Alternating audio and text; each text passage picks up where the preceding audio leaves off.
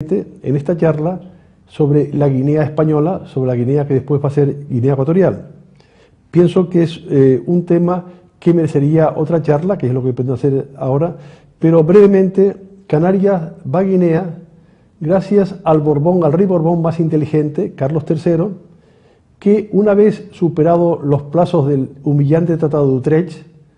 se decide buscar su propia mano de obra, el ébano negro, en el continente africano. España no podía fabricar esclavos, España no fue un país esclavista, España los compraba a naciones europeas que sí fabricaban esclavos, como Portugal, como Inglaterra, como Francia, y como esos con tanta buena prensa como son los holandeses y los daneses. Estos sí compraban esclavos, estos sí fabricaban esclavos en las factorías africanas. Y después España estaba obligado a comprarlos a Portugal y a Gran Bretaña para introducirlos para explotar las colonias americanas. Carlos III se pone de acuerdo con su hermana, la reina de Portugal, la reina María, y tras los tratados de San Ildefonso y de la Granja, digamos, ocupa y va a tomar posesión de sus tierras guineanas. Curiosamente, los portugueses nos venden en esos tratados, a cambio de tierra brasileña, unos territorios que ellos desconocían también. Era una isla al norte de Santo Tomé y Príncipe, la isla de Fernando Po, llamado así por el marino portugués que la descubre, y la isla de Annobón, porque se descubre el día de Año Nuevo, que era la única posición española por debajo, posteriormente después de la pérdida de América, por debajo del Ecuador. La isla de Annobón, también una historia muy interesante. Y también nos venden los derechos del continente, los derechos de la costa, que van desde la desembocadura del río Níger, desde Port Harcourt, a la mitad del territorio de lo que hoy es Gabón, donde nos quedó solamente la 9/10 parte tras los acuerdos con Francia a principios del siglo XX, cuando la Comisión Española va presidida por un canario, por don Fernando León y Castillo, un canario muy político, muy hábil, que era un hombre muy francófilo, un hombre que había sido embajador de España en Francia, un hombre que incluso, que yo creo recordar que muere en Francia, en Biarritz, por una pulmonía, pero que indudablemente cuando va a las conversaciones de tratado de límites fronterizos con Francia para establecer las fronteras del río Muni, las fronteras de Guinea continental, las fronteras de Bata, suelta una frase que curiosamente a mí me desconcierta, que dice: vengo representando un país que no tiene fuerzas para defenderse, ¿no?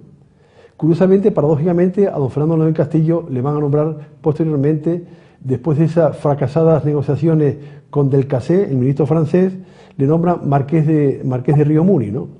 ¿Cómo sería el tratado? Que el jefe de la misión española del límite fronterizo se pega un tiro en el buque de regreso a España, el buque Rabat, porque se siente avergonzado de lo que España pierde en el continente. España le hubiera correspondido 10 veces más de lo que hoy es la Guinea Ecuatorial continental. La Guinea Ecuatorial, la española, sirvió durante el siglo XIX como presidio, donde enviaron pues, a muchos rebeldes de Cuba y también a algunos rebeldes políticos peninsulares, pero era un presidio, sanitariamente hablando, que era una muerte anunciada. España olvida rápidamente la existencia de Guinea, que se había ocupado secretamente desde Uruguay, desde Montevideo, la escuadra que ocupa las tierras españolas en Guinea para buscar el ébano negro, parte del puerto montevideano, y va presidida por el conde de Argelejo, cuyo hombre de confianza es un antepasado de Primo de Rivera, es un bisabuelo de don Miguel Primo de Rivera y es un bisabuelo del fundador de la Falange, José Antonio Primo de Rivera. España, a mediados del siglo XIX, intenta vender sus posesiones a Gran Bretaña, sobre todo para pagar la deuda que el gobierno español tenía de haber comprado a Gran Bretaña material militar para las guerras carlistas, y Espartero, jefe de gobierno en ese momento, intenta colocarles la tierra guineana y se arma una polémica periodística que mueve las islas. Normalmente España renuncia a la venta a Inglaterra y España se dedica a evangelizar de manera modélica aquellos territorios.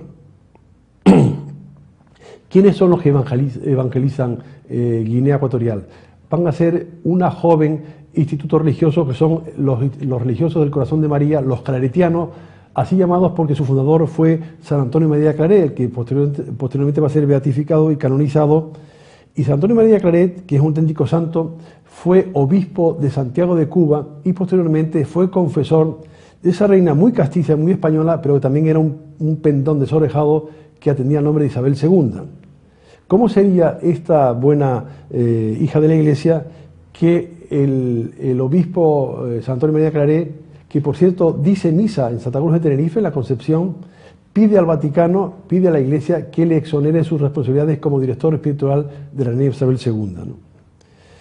Canarias sirve de eslabón administrativo y de eslabón logístico para cristianizar, para civilizar la tierra guineana. Y, por ejemplo, estos claretianos que son en realidad engañados para ir a evangelizar la tierra guineana porque el director de ese instituto religioso, el padre Cifré, no sabía dónde estaba Guinea ni lo que significaba Guinea. Y era tal las condiciones sanitarias de aquellas islas, de aquel territorio, que casi todos morían, digamos, como chinches, como se dice castizamente.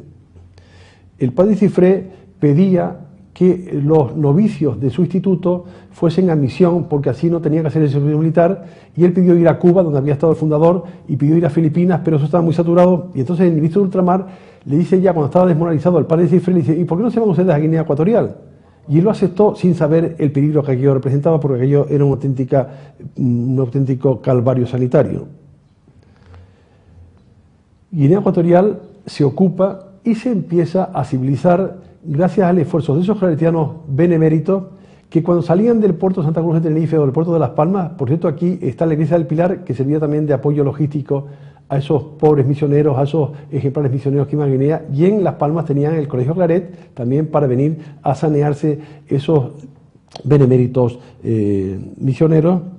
pues cuando iban, digamos, salían del puerto de Santa Cruz de Tenerife, las iglesias que rodeaban al puerto de Santa Cruz de Tenerife, la iglesia de la Concepción, la iglesia de San Francisco, tocaban a muertos porque era una muerte anunciada de aquellos pobres religiosos. Llegan a Guinea y civilizan Guinea, establecen escuelas, establecen granjas, transmiten civilización y transmiten también, digamos, la inquietud periodística. Los claretianos llevan las imprentas, llevan las máquinas de escribir, llevan las escuelas y hacen una labor auténticamente admirable durante el tiempo que dura el dominio español en Guinea Ecuatorial hasta el año 68, hasta el 12 de octubre de 1968, en el que España, digamos, entrega el poder a un paranoico que después se demostró que era el presidente Macías, tío del actual presidente guineano. ¿Cómo sería la labor de España en Guinea Ecuatorial cuando sanea aquel infierno de parasitología que las Naciones Unidas felicita a España por la ejemplar labor civilizadora que hace España en aquel territorio? Guinea Ecuatorial es el primer territorio que accede a la independencia con un estudio de televisión española, de la cual los políticos africanos se tienden a apoderar poco después, ¿no? Pues antes de finalizar esta breve pincelada sobre la admirable obra de España en Guinea Ecuatorial, en Guinea Española,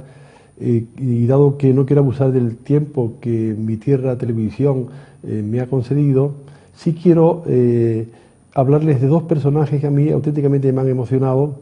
Uno fue el padre Armengol, que fue el que lleva la primera imprenta a Santa Isabel, la capital que se llamaba entonces, que por cierto es una capital que no hacen los españoles, fue una capital fundada por los ingleses, se llamaba Clarence. Sería una historia, con mucho gusto se vendría a contárselo cuando ustedes quieran. Los españoles se equivocan por primera vez cuando ponen la primera población,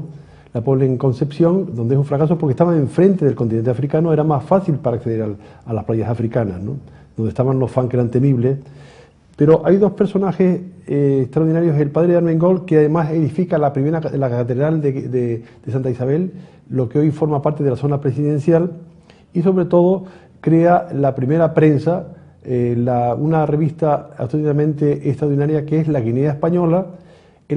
a través de la cual se puede seguir perfectamente la historia etnográfica, zoológica, natural, política y social de la Guinea española. Desgraciadamente, cuando Guinea accede a la independencia, vuelvo a repetir, en el año 68, duran tres números más, después de haber sido cambiado de título, se llamaba la Guinea Ecuatorial. Aquel paranoico y mal aconsejado Macías la destruye toda la prensa española y todos los medios españoles, ¿no? También Guinea Ecuatorial fue un secreto con posterioridad a la independencia por, digamos, la mala química que funcionó entre el gobierno de Macías, bueno, llamamos gobierno porque el hombre se cargó a casi todos los ministros, y el gobierno español. Y otra figura que vuelvo a repetir, sí me interesa destacar, es la figura del padre Juanola, un claretiano admirable, hoy perfectamente desconocido en España. El padre Juanola, aparte de un gran misionero, fue un gran psicólogo de los pueblos africanos. Hablaban 6 y 7 idiomas de la zona africana que le tocó vivir, muere en Guinea Ecuatorial, y además era un gran, digamos, embajador de España para hablar con los jefes de la zona continental. Pero sobre todo, el padre Juanola tiene un hecho que a mí me admiró, que es que él, estando de misionero único europeo en Annobón, la isla al sur del Ecuador, defiende la isla de la ocupación alemana. Llega un buque de guerra alemán, el Cíclope, e intenta tomar posesión de la isla y se enfrenta a Juanola, al padre Juanola, que le dice: para ocupar esta isla tiene usted que pasar por encima de mi cadáver, porque esta isla está ocupada por España, es de España, como ve usted en la bandera que está en la iglesia, y aquí soy yo el que representa a la administración española. Y galantemente los alemanes que buscaban tierras por África se retiran de manera caballerosa. Hemos de decir que también Claretiano es el primer obispo de Guinea.